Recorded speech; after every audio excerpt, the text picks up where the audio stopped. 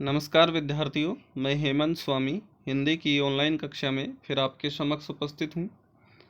आज हमारा अध्ययन का विषय है कक्षा 10 की हिंदी पाठ्य पुस्तिका क्षितिज द्वितीय, जिसका अध्याय है उत्साह और अट नहीं रही है।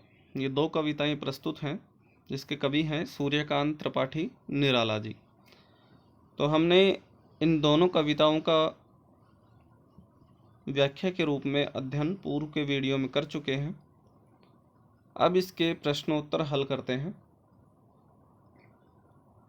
इनकी व्याख्या का लिंक आपको इस वीडियो के डिस्क्रिप्शन में मिल जाएगा। देखिए, प्रथम प्रश्न देखते हैं। कभी बादल से फुहार रिमझिम या बरसने के स्थान पर गरजने के लिए कहता है, क्यों? बार बार ये संबोधित किया गया है कि बादल गरजो, तो बादल से फुहार रिमझिम या बरसने के स्थान पर ऐसा क्यों कहा गया है कि गरजो?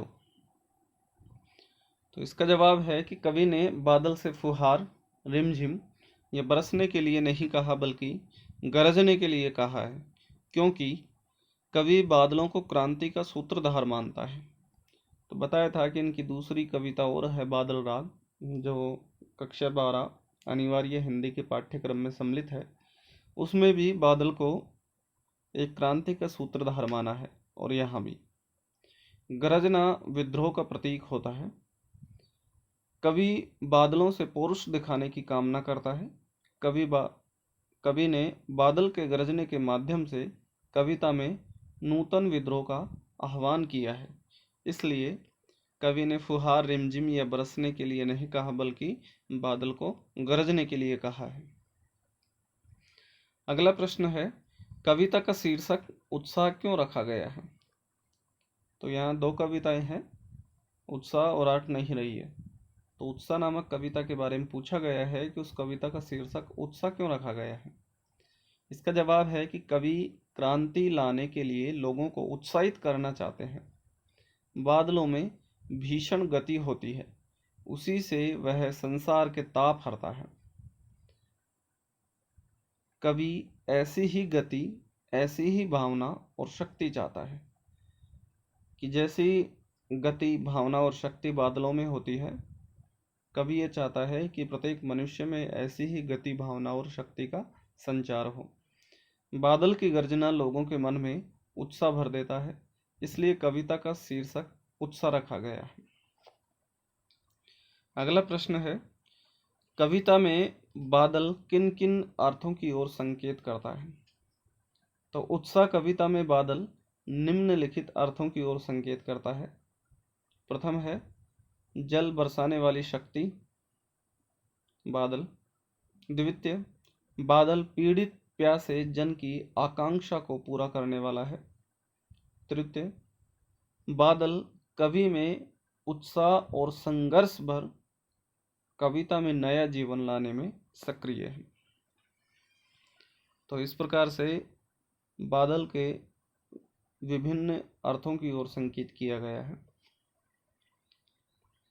अगला प्रश्न है, शब्दों का ऐसा प्रयोग जिससे कविता के किसी खास भाव या दृश्य में ध्वन्यात्मक प्रभाव पैदा हो, नाद सौंदर्य कहलाता है। नाद का शाब्दिक अर्थ होता है ध्वनि, गूंज। उत्साह कविता में ऐसे कौन से शब्द हैं जिनमें नाद सौंदर्य मौजूद है? छांट कर लिखें। तो यहाँ ऐसे शब्द प्रस्तुत किए गए हैं जिनमें नाद सौंदर्य विद्यमान है।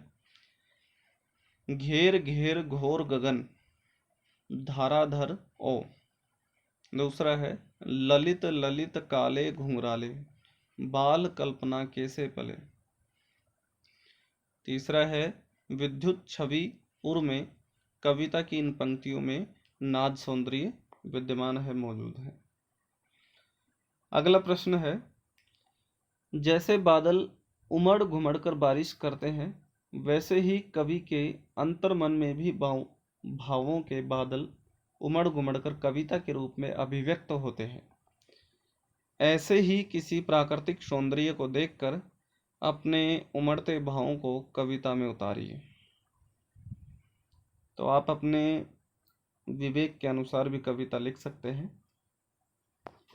देखिए, प्रस्तुत है कि दूर आसमानों में बादल की छवि देख, जगी मेरे मन में भी आस, प्यास के मारों को मिली राहत की सांस, तड़पती विरहणी की प्रेमी से मिलन की वजह खास, धरती को भी मिली तृप्ति की आस, मोर भी करने लगा प्रीतम को मिलने का प्रयास, किसान के आंखों में जगी एक चमक खास, देखो बादल लाया अपने साथ कितनी आस।